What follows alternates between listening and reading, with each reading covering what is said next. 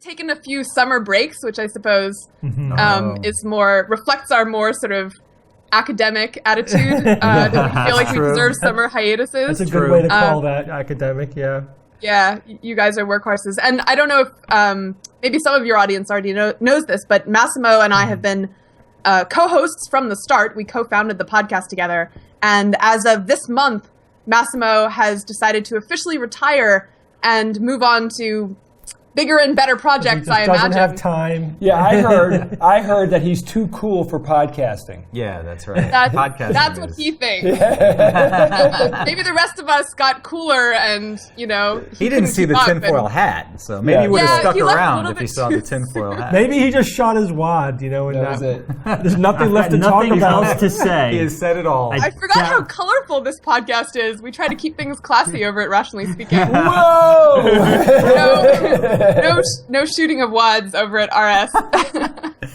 I mean, how much is there to talk about in philosophy, it's just me, right? now, and our intrepid producer Benny Pollock. Benny's a great guy. Records and edits every episode. You have one eye open out though for a co-host, a replacement co-host.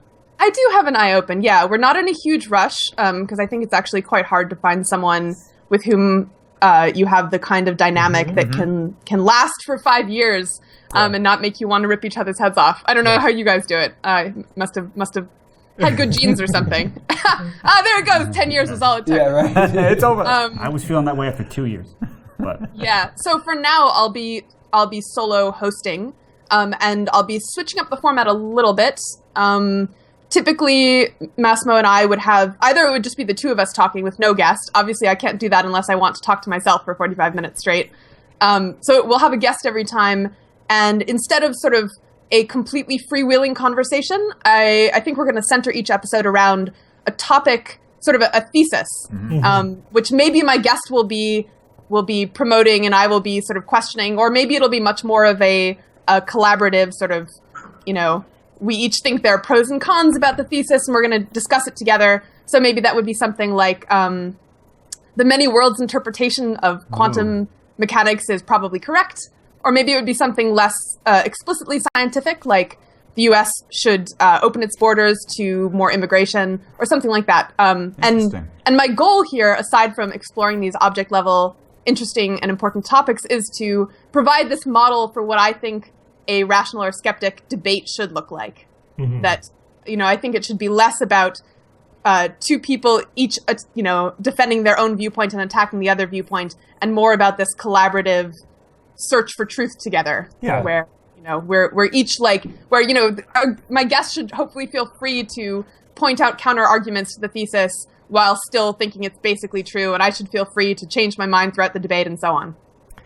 Since you bring up changing your mind, yes, as I often do. Yeah, we were chatting about that a little bit at Nexus, and I thought it would be a good topic of discussion because part of what we're doing on the 10-hour show is we're just throwing out topics of discussion and then seeing where it goes.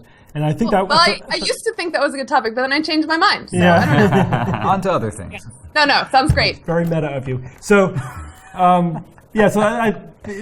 what's interesting is that, and this, I think we've had this experience too, is that we certainly acknowledge that it's necessary to be open to changing one's mind. And I think we all feel that we would be perfectly willing to change our mind if confronted with a better argument or better evidence on any particular point. And you're like, oh, great. Tell me something about which you've changed your mind. And I've sort of had that challenge put at me as well. And of course, nothing comes to mind when you get asked that question. Because I think that, well, you tell me about it.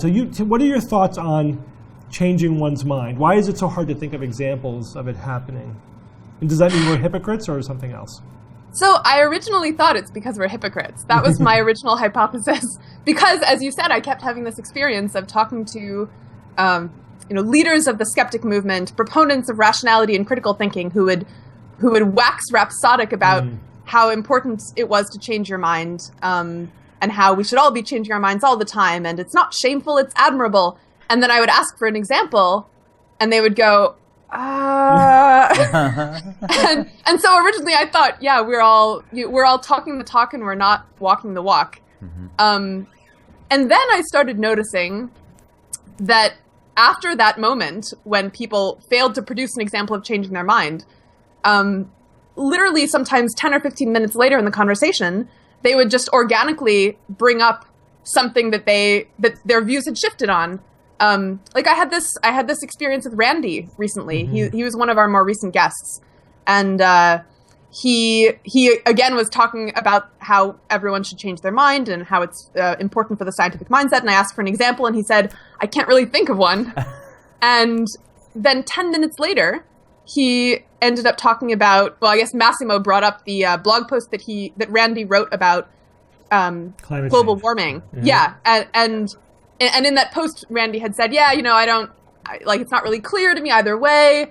And after so much backlash, Randy sort of acknowledged, "Yeah, well, maybe the consensus is stronger than I realized, and maybe I have more of a leadership role, and therefore more sort of moral responsibility to investigate the consensus before I post about my ignorance than I realized."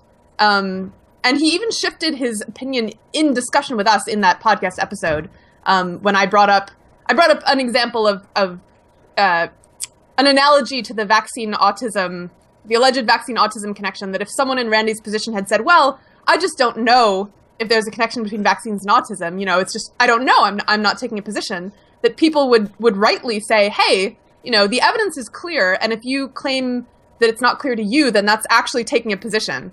And Randy agreed.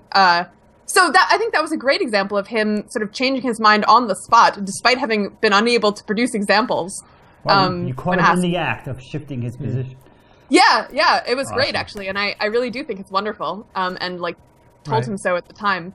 And so I think part of what's going on with our inability to call up examples on the spot is that mind changing is usually not a very discrete event, right? Usually there's this sort of, just like, this is so meta, I'm sorry you guys, I always do this, but my example of how I used to think that people were hypocrites, and then gradually I started noticing examples where, in fact, they did have examples of changing their mind, they just didn't realize it when asked. Yeah. That was a gradual process where I just had to I had to be on the lookout for examples that contradicted my assumption. And eventually I started to notice those examples accumulate, and I sort of stepped back and was like, wait a minute.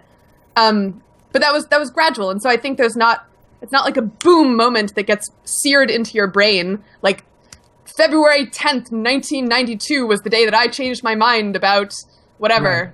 Right. So it's sort of harder to, it's harder to do that search query and come up with examples because they're not tagged as such. Yeah, because I guess it's the assumption about, like, how do you define changing your mind? Right. And I think people think of it as, well, I was way over here, and then I had to make a massive shift and alter my way of thinking in a completely different direction. But that is not how we function.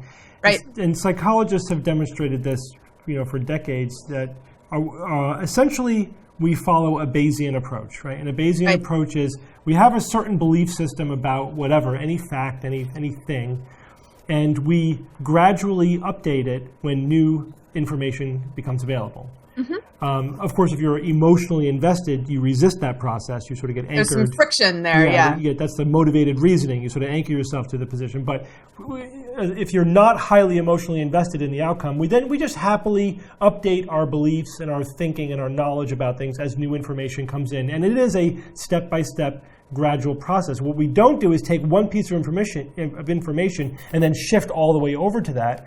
We just gradually move in that direction. It's we add it to our existing beliefs and body of knowledge. So there's this slow shifting. And when I realize, like, if you've changed your mind about anything, if you think about it in a broad sense, it's like, every day. Every time I read a news item, I'm changing my mind about something.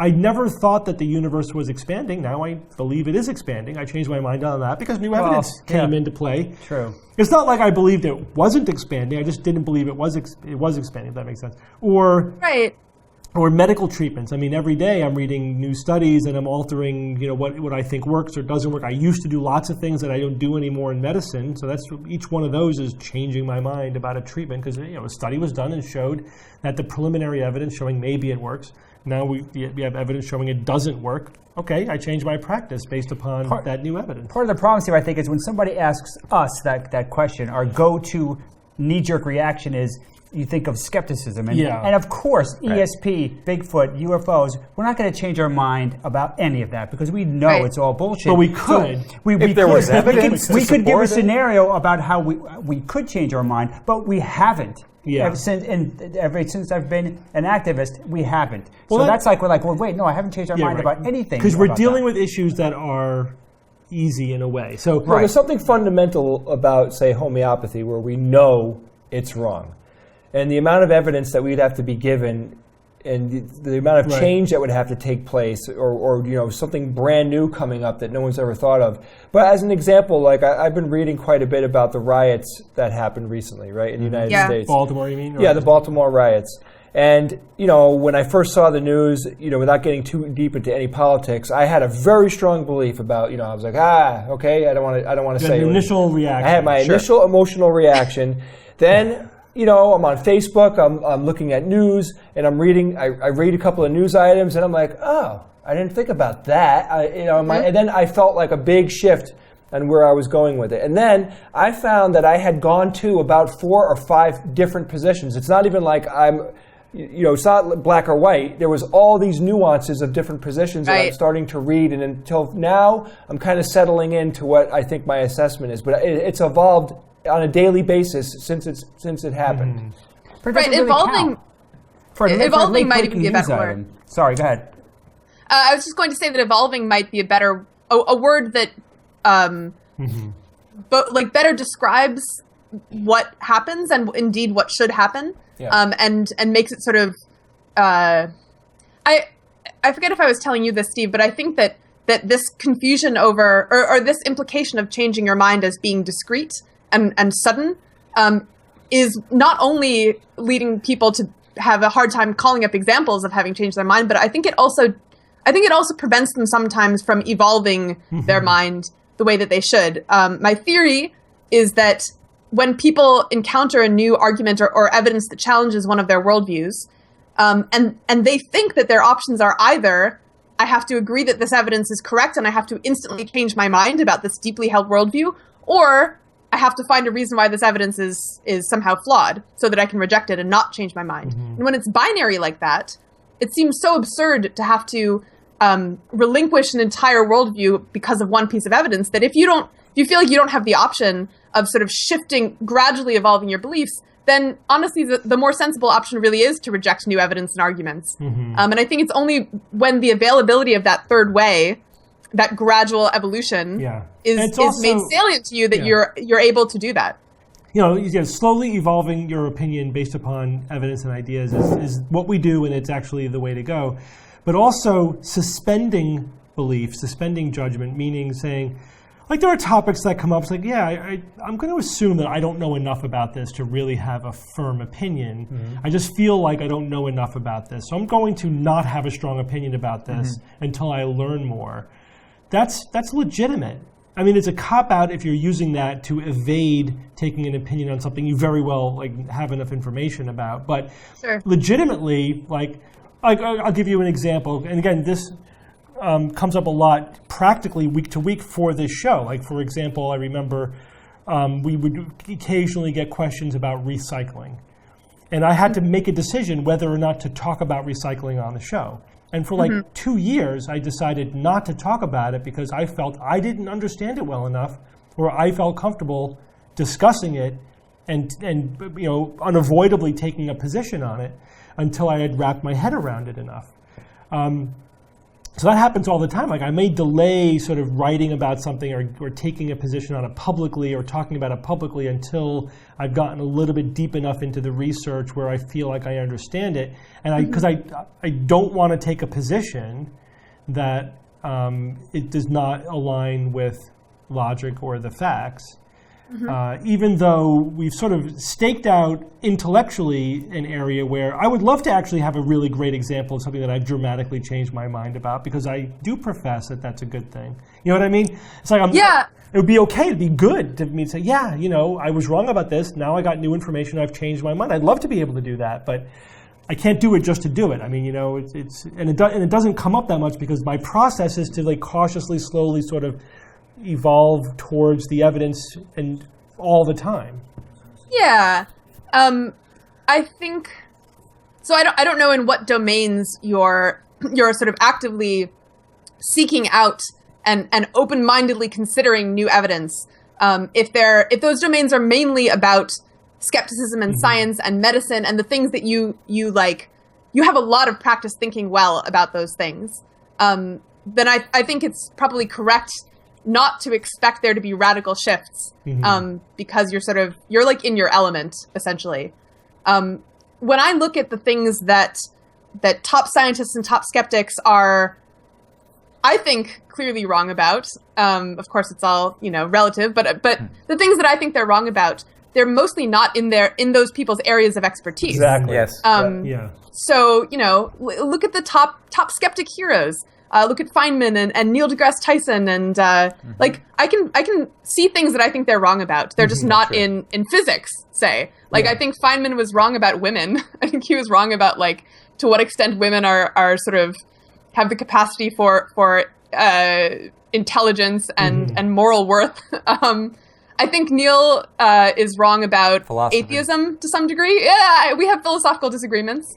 Yeah, Neil deGrasse Tyson's a great example of that. He's, again, I think, brilliant in anything in astronomy and physics, and but the farther away you get from that, then obviously the more out of his element he is. So he's commented on like alternative medicine in a way that makes the medical skeptics cringe a little bit, and then, but to his credit, when we explained to him, it's like, well, no, that maybe we weren't expressing that in a way that really captures the essence of what's really going on. He was open to it and happy to evolve, his thinking about it. And recently on the show, the cults, his cult comments. Yeah, I haven't really confronted him about that, but that Bill Nye was on our show at Nexus, and his opinion on GMOs has evolved, because. Right. And he explained he was coming at it from a certain angle, and it was sort of a legitimate way to think about it, but there were other ways to think about it that he wasn't taking into consideration. So he's updated, sort of, his view has now encompasses more perspectives, which is another sort of way of looking at it. That's legit. That might sound like a spin, but I think it's actually an accurate way to describe it. I mean, I would argue that when you learn about critical thinking and you start to become a skeptic and all the things that includes, I mean, in a way, we're training ourselves to maybe to hold our own beliefs to be less valuable in a way, or like I'm perfectly happy to change my mind. Though it's very difficult for me to admit I'm wrong to my wife. Let me say that as an example. But if more information comes out about something, I get excited about it. I don't go, no, I thought that, whatever. Even if they said that someday we could break the speed of light, like as long as they proved it, as crazy as that would be, I would just find it fascinating. But the thing is, though, and Julia's right, because you kind of mentioned this before, that when you're talking about just scientific topics for which there is no emotional, political, ideological motivation, we take it for granted, and it's a non-event. The fact that we change our mind about a scientific issue because we now have updated evidence.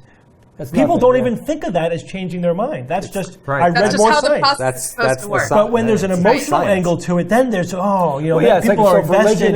Religion or politics, guys, really. Or even emotionally invested scientific issues like anthropogenic global warming. Like if somebody changes their position on global warming, that's a big deal. They're changing their mind. But if it's the same level of shift about the true cause of the Permian extinction, no one's going to make a big deal about that. It's like you're just updating your beliefs to the evidence. Yeah. I think that there's the set of topics that have some kind of emotional friction to them, like that friction that you were talking about, Steve, that sort of prevents that natural evolution of your beliefs. I think that set is actually quite large because most topics have some kind of association for us with something that we have positive or negative affect towards. So a topic that might seem just like a very matter-of-fact scientific topic, like does a low-carb diet actually produce better nutritional results?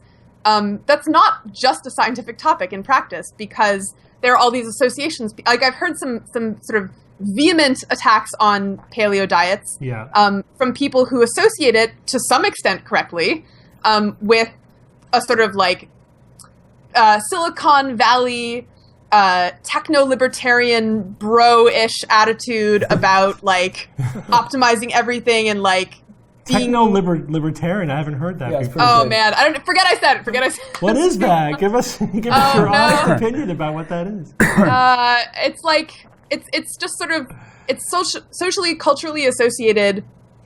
Like the paleo diet is socially and culturally associated with beliefs about the potential for technology to transform the world above and beyond sort of politics or charity or anything, any of like the typical things that people point to as the world-changing forces and institutions.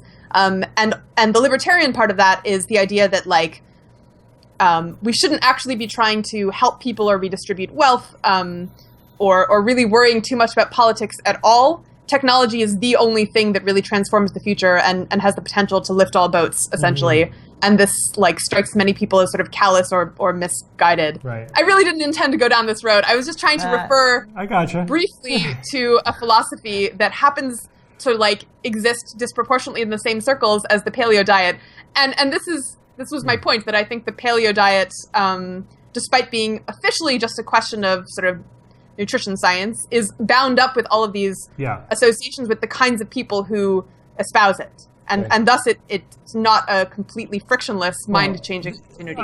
In a deeper sense, there's often a lot of hidden ideology, even in scientific beliefs. That too, actually, Part of, I think, scientific progress is identifying those hidden ideologies. Like, we could think back to a classic now example historically of race science in the 19th and early 20th century.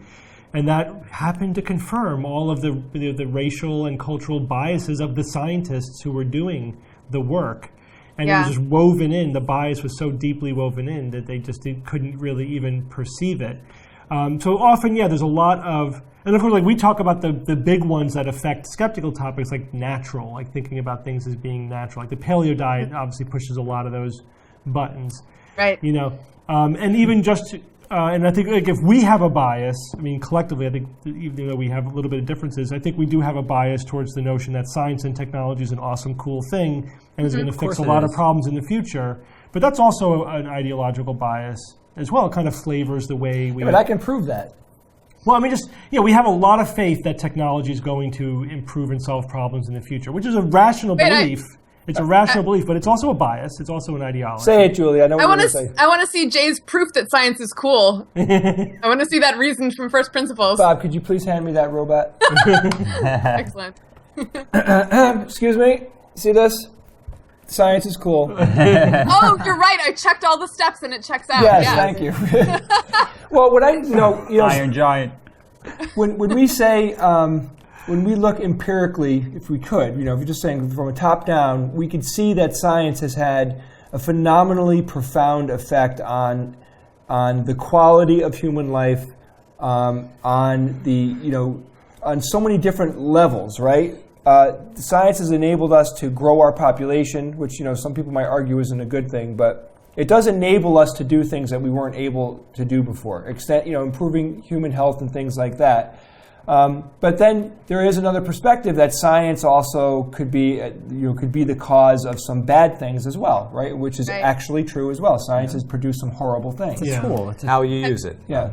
Have you ever heard the saying, every decade, the level of IQ required to destroy the world goes down? Yes, I love because our that. capabilities go up. That is scary as shit. That's awesome. Yeah. It's a funny way to think about it. Before. That it is scary to think about that. Yeah.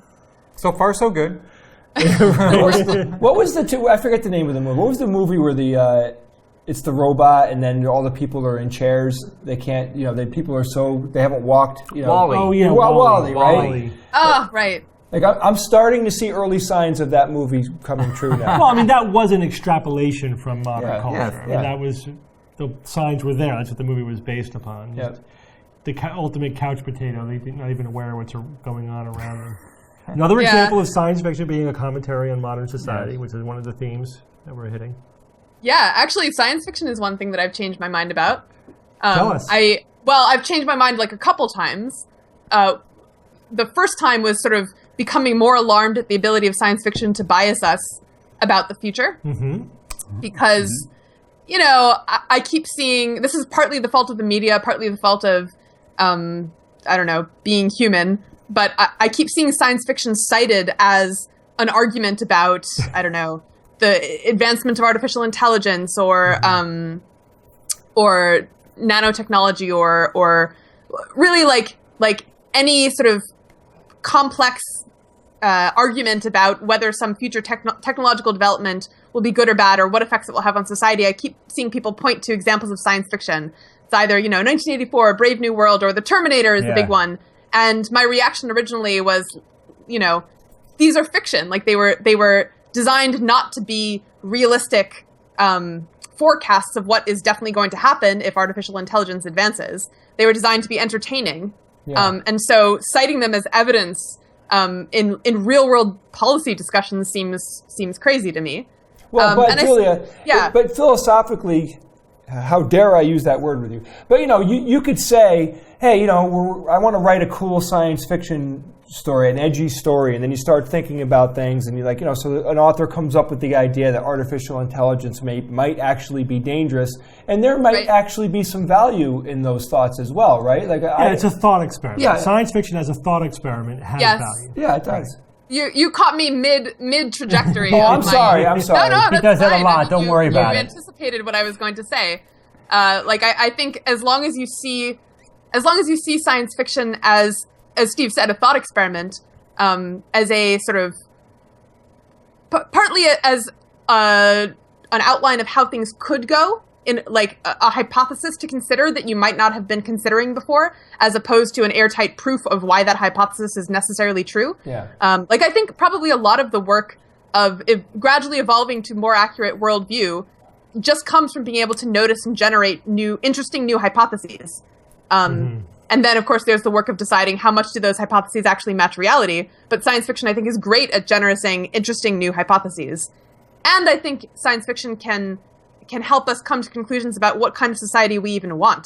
If we read Brave New World or watch WALL-E and notice a feeling of revulsion at the idea of sort of the infantilization of humanity, that's an important realization about our values. And it's not necessarily... I think I had been sort of limited to seeing science fiction as an argument about the outside world, which it can't really prove anything about, but it can prove something about our internal world just by demonstrating how we react to things. And I think it's taking a thought experiment and putting it in narrative form, which we relate to. And it gives you the opportunity to think about that in a lot of detail and sort of play out scenarios and also reflect lots of different aspects of civilization and our current life, et cetera. So, plus the special effects are really cool. Yeah. And the thing is that being entertainment versus thought experiment are not mutually exclusive. You can do both at the same time. Yeah. Of course, doing both well at the same time is where the art, really comes in. But yeah, I agree. So speaking of science fiction, what's your favorite sci-fi movie? Oh man, you will be heavily judged by your answers. Oof. Well, there's only one right answer. Honestly, no, there's 10. This is not. I don't necessarily love this movie for intellectual reasons, more just for aesthetic reasons. But I think that the movie Dark City is criminally underrated. Ooh. It was a great movie. It was. I think so. I have a better ending. Oh, the ending was pretty terrible. I agree. The ending, I mean, I don't think it'll spoil too much to say this, but the ending had one of those tropes that really annoys me in science fiction in particular, which was that really the way that we triumph over our oppressors or over the villains is through our power to love, which no one else in the universe except humans can do or even understand, and it's really what gives us all of our power is love. That's a but setting that aside, I thought Dark City was incredibly eerie and evocative and noirish. Like absolutely, it was fantastic.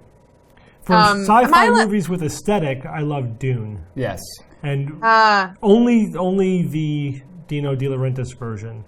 What's cool about that version of Dune is that what he got absolutely right is that this is a super advanced future technology that's completely analog. It's not digital because there's no computers. And he got that. I've seen other versions of Dune, like there was Sci-Fi Channel ran like a mini-series on Dune, and it was digital. I'm like, there's no computers, people. How can you have what looks like, to modernize, like digital technology? They completely missed the whole vibe of that sci-fi world. They blew it. It made me appreciate, Dino De Laurentiis' version even more. So it gave it a cool aesthetic, but there was a reason behind it, a plot reason, and in the world that it's in an analog world because they've outlawed all digital technology, basically. Yeah, that's great. I love when people can take a genre and find ways to do the genre differently than it is typically done. Yeah. Like there are these things that are just sort of in the air or in the water, and you don't even notice that they're omnipresent because they're omnipresent. And it takes a visionary to notice that, like, wait a minute, we don't actually have to have dragons in fantasy. Right. We don't actually have to have the new technology be digital, etc. It's very satisfying. Well, I have this idea for a sci-fi movie where all the blasters are solar powered, so they have to stand there and wait for like a half an hour before they take a shot, and the battles take really long. It's like, like a green perspective. I'm kidding. It's a horrible idea. I was going to wait to laugh at you until I was sure you were kidding. I didn't want to crush your dreams or anything like that. Where's he going with this? Yeah, we try not to wait to laugh at Jay. Just don't wait. It takes too long. I looked at your face and I'm like, uh-oh. They have that patient, concerned look on their face. Maybe I'm not making sense. That movie's kind of like the guy that's going to get driven over by a steamroller that's moving really slow, and he's going, no! For like a half an hour. I love that bit. So do I get to ask you guys questions too? Oh, yeah, go ahead. Oh, good. Sure. Good luck. Well, I was talking, this was in the same conversation with Randy on a recent episode of our podcast, and I asked him about, he's sort of retiring to some degree, and I wanted his sort of retrospective take on the world of skepticism, and in particular, like what he thinks our wins have been. Like, have there been major topics that we've sort of shifted public opinion about, or are there other effects that we've had on society? And you guys, having been around significantly longer than me, might have a clearer picture of this. Randy didn't actually. I don't know, maybe if I gave him more time to think about it, he'd have a better answer. But his answer was sort of more individual. Like, he cited examples of individuals who said that skepticism had changed their life. And I was curious more about the societal question or global question. Well, I think globally, skeptics have had a very strong hand in the change in perception on vaccines. Yeah, that's true, actually. Particularly in Australia. Well, if you want to take individual issues, then absolutely. I think that we've turned the tide, like on 9/11, I think. Oh, yeah. Absolutely. Skeptical backlash against 9/11, conspiracy theories really, I think, had a cultural impact. Vaccines, absolutely. I hope we're having an effect on alternative medicine. I think without the skeptical movement, alternative medicine would be a juggernaut. Yeah. And maybe we're having some impact, Yeah, maybe. Dr. Oz's backlash against him, I think. Global warming, we are kicking ass with global warming, in my opinion. Well, I don't know about that. No, but with the education-wise, the information, well, here's the big thing.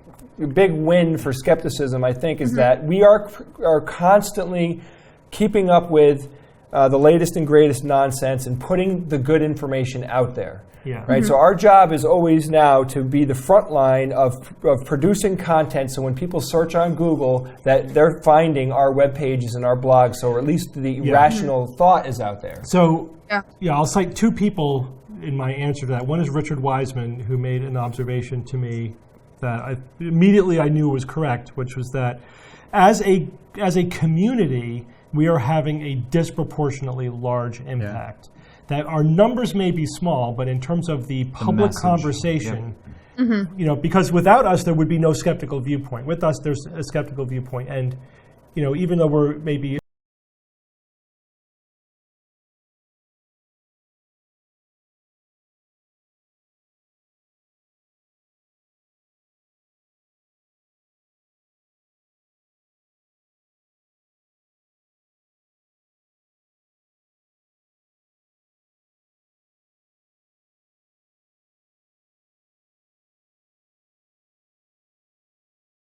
that, and he has pointed out that we serve a lot of roles. Consumer protection. We are the cultural memory, as Jay was saying. We are the people who remember all the crazy shit that went before, like so Bigfoot. they can't forget it. Yeah. You know? They try to constantly rewrite history to pretend like whatever bullshit they're coming out with now is new and innovative or whatever. I'm like, no, that was debunked 100 years ago. Here it is. Creationism and intelligent design. Yep. Yeah. Well, I think creationism is another huge win if you're going on by specific topic. Again, I think everyone wants to see themselves this way, but I hope it's true that we're this plucky band in the minority of intellectuals who are, fighting these big battles and making a significant impact. We're not always winning outright, but we I think are having a huge impact. And think about the number of issues that we address just collectively. And let's face it, how many really workaday hardcore activist skeptics are there? The numbers I think are fairly modest. And yet we are fighting well-funded huge armies on 100 different fronts. And we're holding our own. Who have had generations we're to build up to the winning on points where they've some, gotten. we're sort of holding the line on others. Maybe we're losing some ground on others. But think about collectively what we're accomplishing as a small community. Yeah. And I think part of it is that we're magnifying our numbers, where our community is growing because of social media, because of podcasting, and et cetera. So I just think our collective impact on the culture has been pretty sizable, especially considering our small numbers. Measurable effects. Why though? Why are we so having Because such a we're disproportionate? awesome. Because it's the power of QED. it's the power of our position, I think. Yes, Because exactly. we have a process. We have a Science. transparent, Evidence. intellectually honest, open process that I think has an inherent advantage in the long term. You're totally missing it, Steve. We have the best T-shirts. There's that too. And hats, guys. I literally forgot I'd been wearing this the whole time until I went to scratch my head. I love it. No. And Metal. I hit tinfoil. I had not intended to wear it the whole time, but I forgot. No, it's awesome. Your conversation was too engaging. I was so glad you kept that on. I have this other idea about. I mean, I to the extent that I have followed all of these trajectories, I basically agree with what you've said. I also think that maybe. So there's definitely been a shift over the last 15 years in how American popular culture sees the nerd or the scientist or the critical thinker. And I was, Friends came out on Netflix a couple months ago, and sort of for nostalgia value, I watched a couple old episodes, and the Ross character is sort of he has 3 character traits that just sort of are amplified in everything he ever does, and one of them is the nerd. And it's just it felt very retro to me, actually, even though this is just from the 90s. Yeah. It every time he started to say anything about science, his friends would instantly start snoring. And that was just sort of considered what you do when a nerd is trying to talk nerdy to you. Good. Yeah. And I don't think this change has been complete. There's still sort of mockery of nerds on Big Bang Theory. But it's more nuanced and a little bit more affectionate and kind of... affectionate, ribbing against nerds on Big Bang Theory is absolutely affectionate. I think that's the difference. Yeah. I had the same experience, by the way, watching Buffy the Vampire Slayer. Oh, yeah? Because I watched it when it first aired. My wife and I loved it. Willow? Is it Willow? Well, then we're watching it again with my daughters, so I get to experience it again. We burned our way through all seasons. And if you knew how to use a computer, you were a nerd. And you were you were a deserved target of mockery. Absolutely. Just because you had any computer savvy whatsoever. And that was true for the time. And when they brought out the super nerds on Buffy, the kids in the AV whatever department, they were total social misfits. Right. Completely, I think, an order of magnitude worse than what we see today. Now, the kind of gentle, again, affectionate ribbing that they get on The Big Bang Theory is nothing like the social pariah they were. Are we even super 15 nerds? years ago? I'm being serious. Where we're at, would you consider us super nerds? We have a science podcast. What do you think? Yeah, so that doesn't that make us super nerds? Well, so I think that you guys are nerds. I mean, and I think look that around means, you. I think and I think I am too, and I think this means something different today than it used to. I think that socially acceptable. I think there's been a lot of I could say tons of examples. there's all the events like Nerd Night or what's that event they do? The Secret Science Club in Brooklyn. There are a bunch of things like that where people are celebrating nerdiness. They're reveling in it. Here's a real sign of the shift of the times. Now people will sort of talk self-deprecatingly about being a nerd, and it's actually a humble brag. Like what they're actually doing is bragging about being intellectual and sort of science affiliated, and they're disguising it because you're not allowed to brag. They're disguising it as self-deprecation by saying, "Oh, I know, I'm such a nerd." And that's how you know that nerdiness has really come into its own when people are trying to sneak in boasts about their nerdiness under the radar. That's awesome. So you guys remember Triumph, the insult dog, and he went to the Star Wars movie 1 premiere. Oh you might not remember this, but this guy used to have this puppet. It was a dog. I do remember Triumph. He interviewed people. Yeah, he was a class act. And so one of the funniest bits I ever saw was he went to, it was Star Wars Movie 1. Yeah, right? 1999. And he interviewed hundreds of people waiting online for days to go see the movie. And it was so freaking funny. But he could do it again so this summer. I have to say, right? Yeah. Like, you dig into the details here. Like, I was looking at those people, and I'm like, whoa! I am not one of those people. Like, yes, I love Star Wars. Literally cut my hand open, and freaking like Luke Skywalker will come pouring out of me. I love Star Wars, but I am not that. Right? Like, I drew a line in my head. I'm like, no way, I'm not that. What? It's funny because some people look at you and think the same thing. I know. However, like I did LARP. I did it worse than those guys. Yeah. Those guys were dressing up as Luke to go see a movie for a couple of days, and I've amateur hour. Yeah. So, I think we're about as bad as you get when it comes to like the nerd thing. Bad in a good way. Yeah, well, we're bad in a cooler good way, about it, aren't? What? Please tell me we're cooler about it than whatever. I don't even think cool matters anymore. We're nerd cool. I mean, nerd cool is a thing now. Wait, we're throwing right? away, that wasn't a thing 15 years ago. That is totally what cool people do. Is they sit around asking how cool they are. Just so. Yeah. Yeah. No, but I don't think of things on those terms in a way anymore. Like what's cool, what's not. I just do whatever I like. Yeah. I'm into whatever. But the conversation we're having is about the perception of geekery and nerddom in our culture. Yeah. And I think that there has absolutely been a shift. That's a good point. A good point that we throw around the word nerd a lot, but for me, I think we're also maybe even more geeks than nerds. So what's the difference between geek and nerd, and have they kind of fused into the same idea? Yeah, or is there a difference between a geek and a nerd? Yes, there is a difference between a geek and a nerd. There's a huge overlap, though. What do you think the difference is? Julia, what do you think? What's the difference between a geek and a nerd? Yeah. I think that a nerd is someone with intellectual interest and prowess, sort of like strong analytical ability and interest in sort of like understanding things at a deep level. A geek is someone with sort of like a hobbyist, and there's a standard set of things that geeks tend to be obsessed with that are not inherently intellectual. Like comic books, you can certainly take an intellectual approach to comic books, but they're not inherently intellectual.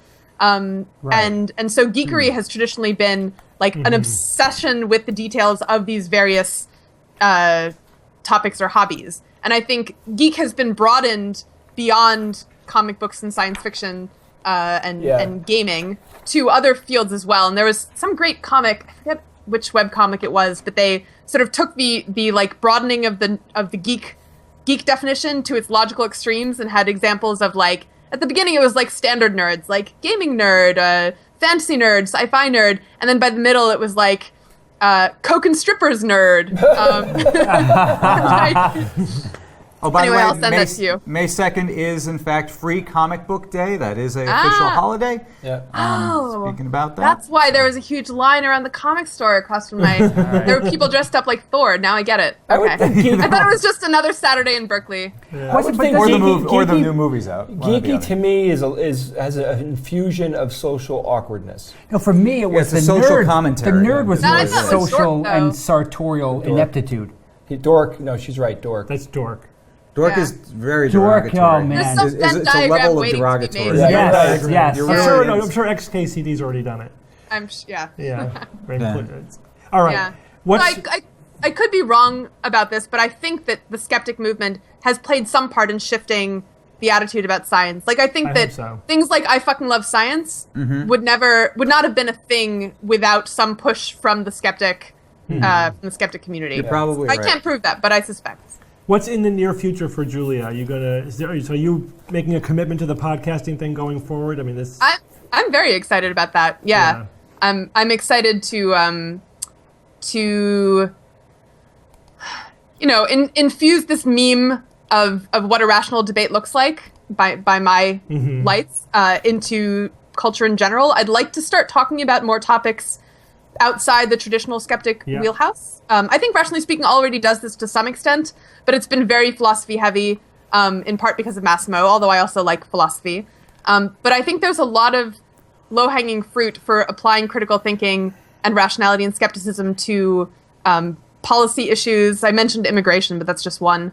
To questions about how to do more good in the world. Have you guys heard of the effective altruist movement or effective altruist? No, I haven't. I have now. This is great. This is definitely on my sort of what Julia's excited about right now list. It's you could call it a movement whose focus is about how do we help the world more effectively. So one major thing that this focuses on is when people give to charity, like when you donate money at the end of the year or whatever, you give to the Ice Bucket Challenge, whatever charitable giving you do, how much effect are your dollars actually having? And what is sort of the state of the art, the gold standard evidence for what we currently know about which charities and which causes can actually reliably translate dollars into, well, anything, lives saved, quality of life improvements, progress towards a cure for some disease, etc. And these are often very hard to quantify, especially if we're talking about quality of life or about progress towards, along some dimension of medical research. But we know more than nothing. And I think that the default approach to charitable giving is extremely inefficient. And so the effective altruism movement is trying to, it's basically evidence-based charitable giving. Yeah, I mean, I see one of the goals of the skeptical movement, if you try to go out to the 64,000 foot view or 30,000 foot, whatever you call it, is that a lot of what we're talking about is about just making society more efficient. Efficiency, I think, is at the core of a lot of skeptical thinking and skeptical philosophy. That's what being evidence-based and science-based and rational is all about. It's getting rid of irrationality, getting rid of a lot of baggage, the things that weigh us down, things that are inefficient, doing things like meaning well but giving to a charity that is grossly inefficient, things like that. So I think that is right along with how I perceive a core of skepticism. It's quest for efficiency. It's interesting because efficiency, I actually try to avoid using that word because I'm worried that it will conjure up these associations in people's minds with sort of this robotic straw Vulcan archetype, I don't know if you guys have heard of the straw Vulcan. It's like the archetype of rationality as being cold and emotionless and focused only on productivity and efficiency and straw Vulcan, and profit. I like it. Yeah, it's a play on straw man, which is like a weak caricature of an argument that's easy to knock down. And the straw Vulcan is a weak caricature of rationality or skepticism that's easy to knock down. There's plenty of examples of straw Vulcans in TV and movies. They're the ones always going around they're the explicitly logical ones, but all they do is go around sniffing at other people for having fun or falling in love. Yeah. And they never save the day in the end. So I worry that the word efficiency will call up that idea for people, and I feel like I have to tread very carefully to avoid triggering that association that a lot of people have with rationality or critical thinking. Just among us skeptics, we could say among us and a lot your of audience. It comes down to just being more efficient. I think There's nothing wrong with efficiency, because what is the alternative is inefficiency, which isn't sexy, but it causes a lot of harm.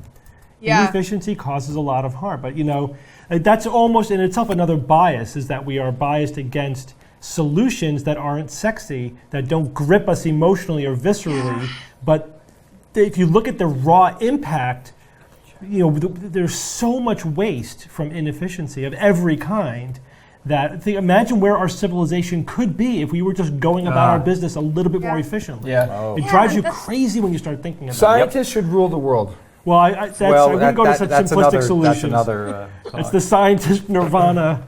Right. Yeah. People often ask be careful.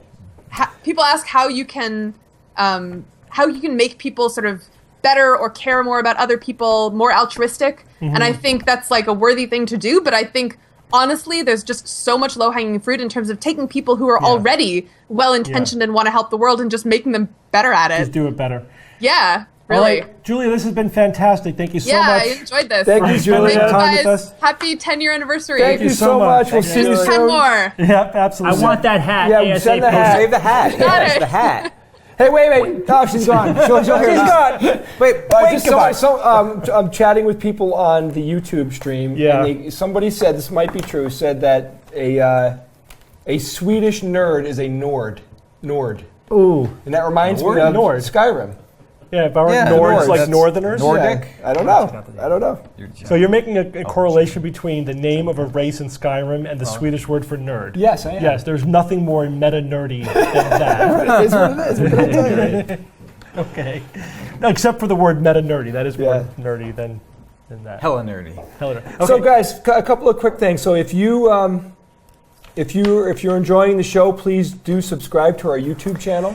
Yeah, so we have got a couple questions on the Twitter feed about how are we monetizing this event, or how are we funding it, or what are we doing? Because we did our 24-hour show, we did have specific fundraising built into the 24-hour event. People sponsored every hour, and it was a lot of fun. But since what's different now from 4 years ago when we did the 24-hour show is we already have our membership up and running and built in. So if you want to support the SGU, if you want to support more events like this took a Herculean effort. I'm not just saying it really did. And no small amount of funding to make things like this happen. You could support the SGU by becoming a member. So go to our homepage, theskepticsguide.org, click on the I want to become a member button. What's the exact name of the button? Just become a member. And you could join at multiple different levels, whatever suits your desires and your needs. At the $8 a month level, the premium membership and above, you get access to premium content. We've produced over 50 pieces of additional segments, some video, mostly audio. We put out new pieces of premium content on a regular basis. I have a couple waiting to go out as we speak. And we have a lot of video in the can that we're going to try to get out onto premium content as well. So you get access to all of that by becoming a premium member, plus also supporting stuff like this. Definitely. All right. I think we can do one quick discussion before we go to our next interview, just so we have a break in between interviews. Julia was just fantastic, and we used up almost the whole hour we had scheduled for her.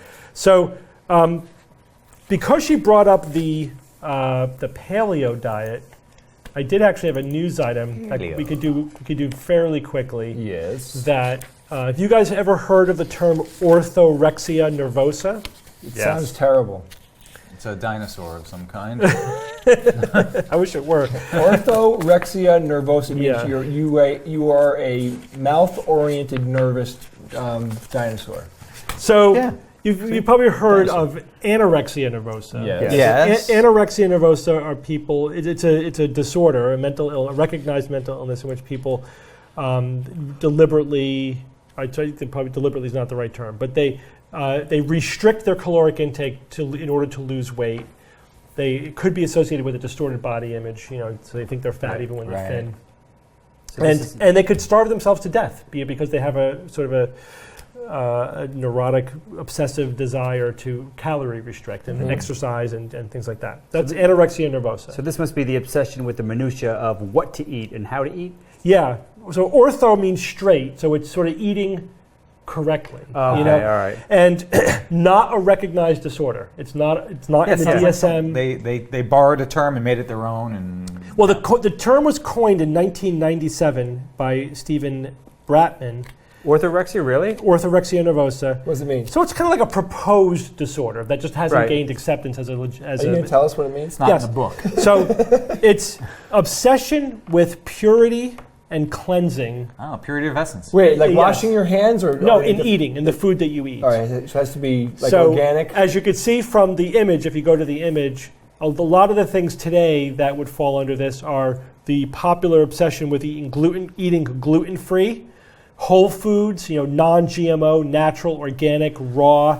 These are all obsession with purity in our food that is not evidence-based, not science-based. So it may not raise to the level of like anorexia, which is again why it's not sort of recognized as a disorder. But certainly, and these things are always a spectrum, right? Like not everyone who's dieting to lose weight has anorexia. Right? Not everybody who looks at food labels and has a disorder or is obsessing. Yeah. But it is interesting that I do think and this is also very cultural, and a lot of the eating disorders there's a huge cultural influence. It doesn't mean the disorder is cultural, but there's a huge cultural influence. So I do think that I don't need these anymore. I do think that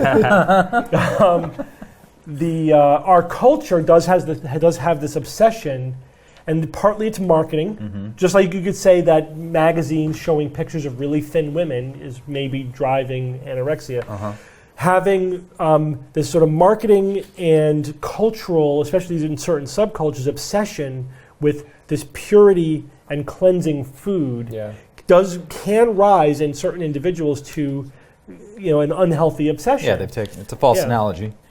So it is interesting. And again, I do think because I do think that the obsession with things like eating gluten-free is an obsession with certain emotional things, such as cleansing and purity. So the whole obsession with toxins, like getting toxins out of our body, I think like having a cleansing diet or a detox diet. Slap therapy. Yeah. I'm fascinated with that because I've written obviously about all these topics individually, and they all do tie together with this concept of orthorexia nervosa, which until recently. So you're saying people are really obsessing about the quality of the food that they're eating? Yeah, so people may spend incredible amounts of time, effort, and money avoiding things that like GMOs, like in food, or avoiding gluten, or eating raw, or eating organic, or whatever.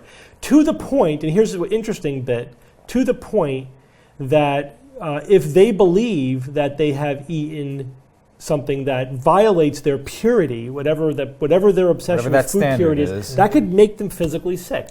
Just because emotionally, they respond to So we shouldn't tell them that all the food that exists today is artificially modified by humans over thousands of years. That'll send them off the edge. The big fact, the one that I've just never heard any of them. When I say them, I mean it respectfully, but them acknowledge is when you say, hey, okay, so you have organic food, and it's probably doing way more environmental damage than non-organic food. Right. If that's because of the amount of chemicals that they need to use in order to do, right? But I think what we've experienced is that there is a dedication to the concept of natural and pure first, and then they backfill the justification. The justification is not really the reason. Right. So, for example, I've had this experience multiple times in multiple contexts. If you ask people why they're anti-GMO, and they give you one or two reasons, and of course in surveys people say because they think it's unhealthy, or they think it's bad for the environment.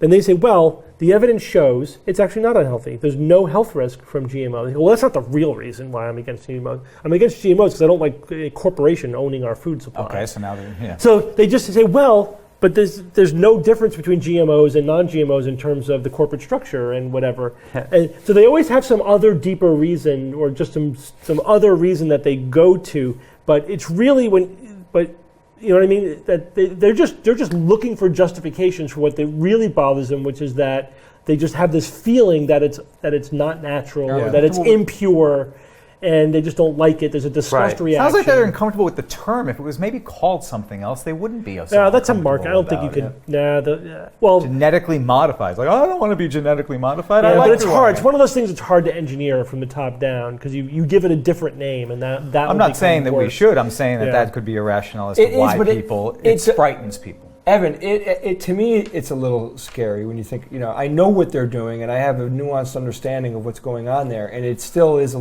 there is something inherently kind of scary about that when you think about what's actually